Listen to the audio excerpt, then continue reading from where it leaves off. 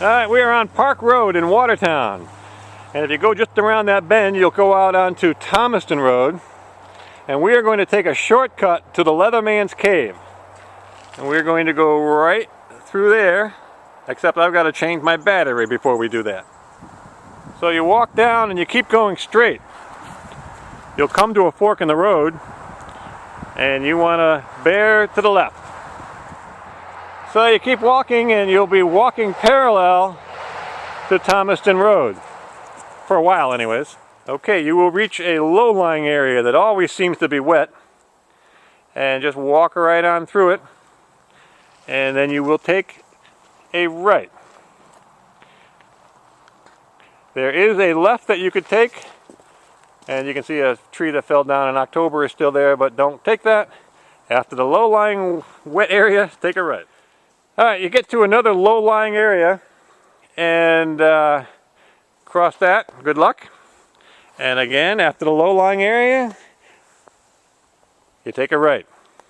And it kind of looks like a fork in the road. You can see the footprints all go off to the left, and you will have to start a little bit of a climb.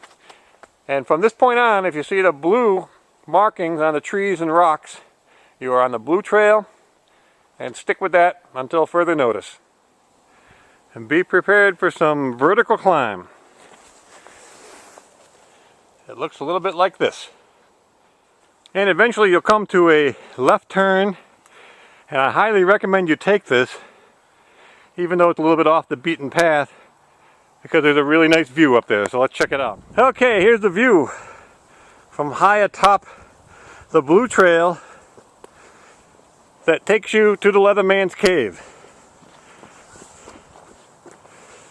And you can see Route 8 going up the valley.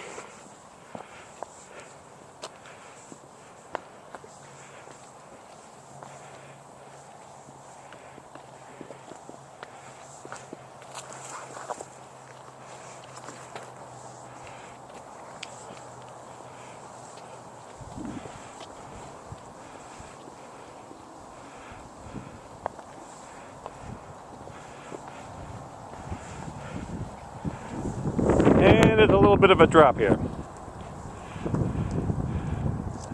Here's Route 8 headed toward Waterbury, and Route 8 headed toward Torrington.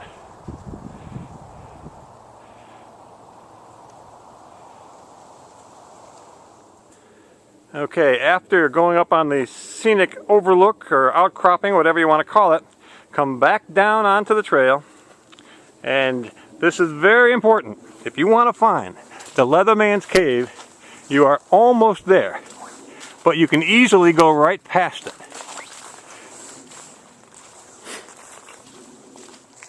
So right after that scenic overlook, you get back on the blue trail and you take your very first left,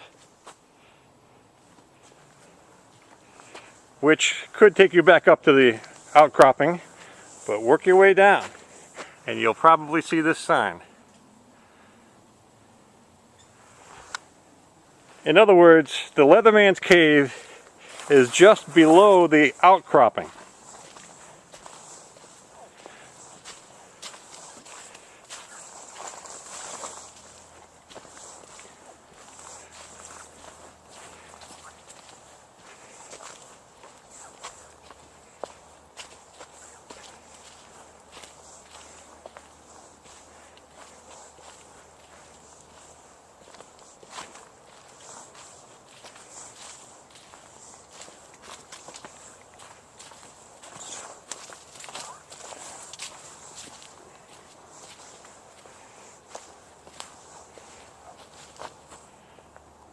And there is the south entrance.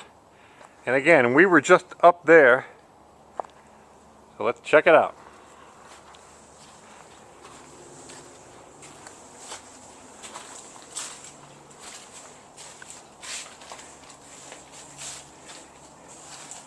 Now if you come in from the south, you'll see this is pretty narrow. If you can't fit through there, you can kind of crawl under it, or you can go in from the other side. From this view you can see that it's really the cave that was formed when a giant ledge collapsed, and no one knows when that happened. And right over there is the north entrance. I'm headed there now. North entrance.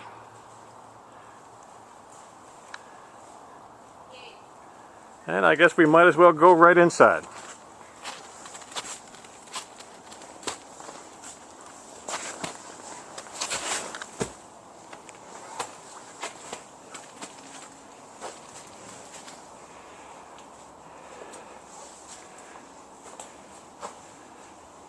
And it is here that they say the Leatherman's ghosts can be found, if you believe that sort of thing.